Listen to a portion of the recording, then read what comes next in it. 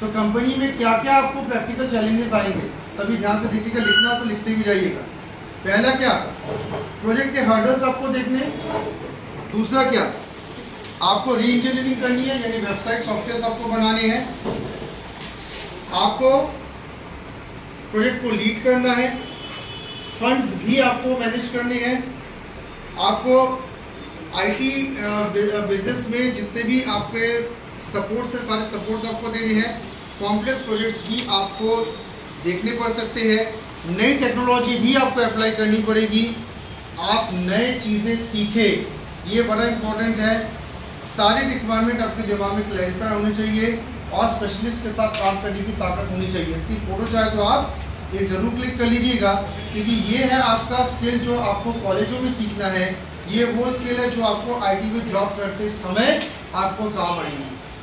देख पा रहे हैं आप, एक ये स्किल अभी आप सीख लीजिए और एक ये स्किल कब आपको सीखना है, जब आप जॉब करेंगे। तो ये स्किल्स आपके बड़े इंपॉर्टेंट है भाई, मैं बता दे रहा हूँ। ठीक है, ऑफ कर देना। अब हम लोग यहाँ पे ये देखने जा रहे हैं कि हम किस तरीके से आईटी सेक्टर्स में कौन से 6 पॉइंट है जिन पे हम लोग अपने कैरियर को फोकस कर ले। देखो मैं आपको ये बता दे रहा हूँ, finance and accounting is the very good sector for Jabalpur. आप टैली कर ले, सैप कर ले, ईआरपी कर ले और आप अपने शहर में बहुत आगे बढ़ सकते हैं। दूसरा क्या है, sales and marketing, digital marketing की बात कर रहा हूँ। जो लोग डिजिटल मार्केटिंग अगर सीख ले तो बिना कोड करके भी बहुत आगे निकल सकते हैं। इसका सेंट्रल हब अभी इंदौर है, मध्य प्रदेश में, और हर इंडस्ट्री अच्छा खासा पैसा फेंकती मार्केटिंग कराने के। तो इस तरह से आपका है।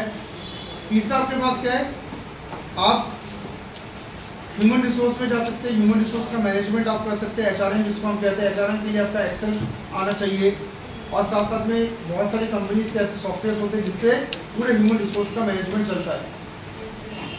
अकाउंटिंग एक बार आ चुका, फिर से आपको यहाँ पे दिख रहा है। परचेसिंग के भी सॉफ्टवेयर होते हैं। सैप बहुत इंपॉर्टेंट सॉफ्टवेयर जो काम करता है, और मैन्युफैक्चरिंग के लिए भी यहाँ पे सैप का यूज़ होता है।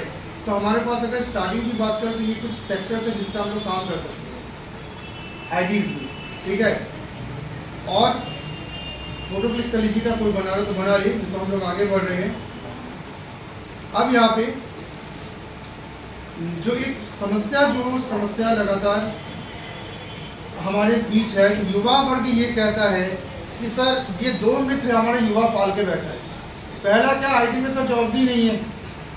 ठीक है, मुझे तक बोला जाता है सर कहाँ जॉब्स है, आईटी में तो सर जॉब्स ही नहीं है। और फिर शाम को उस वही बैंगलोर का आईटी वाले के लड़के के यहाँ पे खाना खा के आते हैं। मैंने कहा वो क्या कर रहा है बैंगलोर में, चपरासी की बोले नहीं सर आईटी सेक्टर में। जबलपुर वाला कहता है सर जॉब नहीं है, पुणे वाले के लड़के के साथ शादी करा रहा है।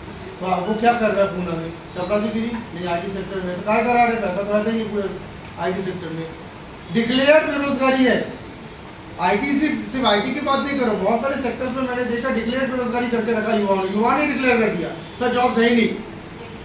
कल भी जॉब कलेक्टर का था, आज भी कलेक्टर का है, कल भी कलेक्टर का ही रहेगा, और कोई जॉब होती नहीं, भारत में कोई जॉब हो नहीं सकती। जबकि इंडिया डेवलपिंग इकोनॉमी में आज खड़ा है। डेवलपिंग इकोनॉमी का मतलब सरकारी से ज़्यादा अच्छे जॉब्स ऑफ गवर्नमेंट हमारे पास है। देखिए डिक्लेयर्ड बेरोजगारी अपने कर दी। दूसरा क्या है, डिग्री आईटी में ले लो कोई काम की नहीं। ये तो मैनेजमेंट वाले भी कहते हैं सर मैनेजमेंट में हमने डिग्री ली कोई काम की नहीं। सिविल वाला कहते हैं सिविल में डिग्री ली कोई काम की नहीं। ठीक है, माँ बाप ने लोन लेकर खुद को बेचकर घर गिरवी रख के डिग्री दिलाई, बच्चा क्या कहता है जॉब नहीं है और डिग्री का कोई काम नहीं है। पिता ने का हार्ट अटैक करके पिताजी निकल दी है, बोलेगा तो मैंने कितना कर्जा का ले दिया। पहले आप इन 2 मिथ को हटाइए। ऐसा कोई सेक्टर नहीं जिसमें जॉब नहीं है, ऐसा कोई सेक्टर नहीं है जिसका डिग्री काम का नहीं है। आपके अंदर काबिलियत नहीं है इसलिए आपको जॉब नहीं मिल रही है। काबिलियत आप बढ़ाइए।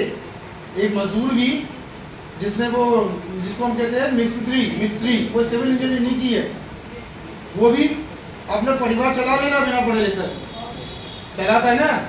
ठीक है, और सिविल इंजीनियर कहता है कि सिविल में जॉब ही नहीं है। तो मजदूर को तो दिन भर पता नहीं कितना घर बना के अपने परिवार में शादी की, बच्चे किए, बच्चों को बड़ा किया, उनको भी निपटा दिए। कायदे से तो उसको मर जाना चाहिए था, कहाँ से जॉब आ गई।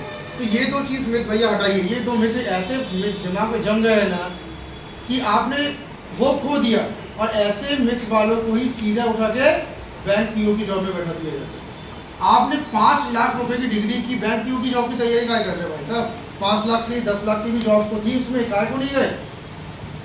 कई मैंने इलेक्ट्रिकल इंजीनियर्स को देखा है, सर इलेक्ट्रिकल इंजीनियर में काम ही का सर जॉब ही नहीं है, तो प्रभु जाओ ना हैदराबाद, जॉब है पकड़िए हैदराबाद की ट्रेन, निकल जाइए जबलपुर छोड़ के, पैसा बरसेगा। ये तो वही वाली बात हो गई कि फिल्म इंडस्ट्री में काम नहीं है और बॉम्बे में जाना ही नहीं है तुम्हें, तो बॉम्बे जाओगे तो बॉम्बे में काम मिलेगा, जबलपुर में बैठे रहोगे तो तुम्हें या तो शूट करने को जाएगा। ठीक है, जबलपुर वाले चाहते हैं कि यहीं पे शूट करने आए, कैमरा में लेके पूरे इधर ही आओ, मैं नहीं जाऊँगा जबलपुर छोड़ के।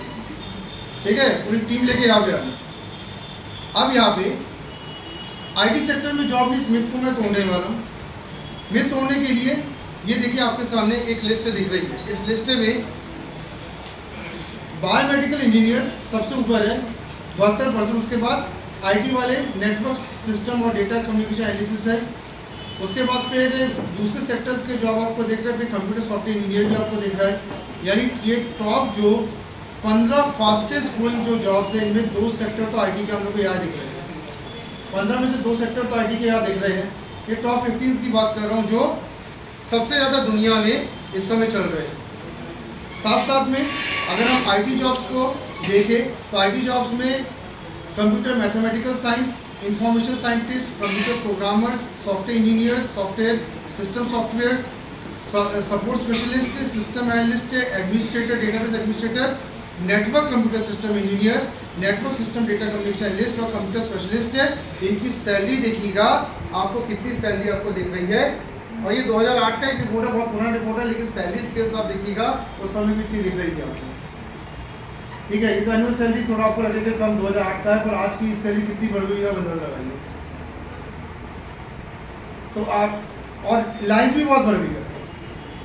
तो जिस बंदे को प्रोग्रामिंग से डर लगता है तो डेटाबेस में चला जाए, डेटाबेस से डर लगता है नेटवर्किंग से डर लगता है फाइनेंस में चला जाए, फाइनेंस से डर लगता है डिजिटल मार्केटिंग में चला जाए, उससे डर लगता है साइबर सिक्योरिटी में चला जाए, उससे डर लगता है डेटा साइंस में चला जाए। कोई अंत है क्या?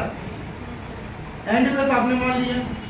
ठीक है, और इससे भी ज़्यादा सैलरीज लगातार बढ़ती जा रही है। ट्रेंड्स ये बता रहे हैं कि आईटी लगातार अपने आप को एक्सपेंड कर रहा है, कि सारे सेक्टर्स आईटी के अंदर आप समाते चले जा रहे हैं। ठीक है, अब यहाँ पे थर्ड सेक्टर हम लोग चालू करेंगे।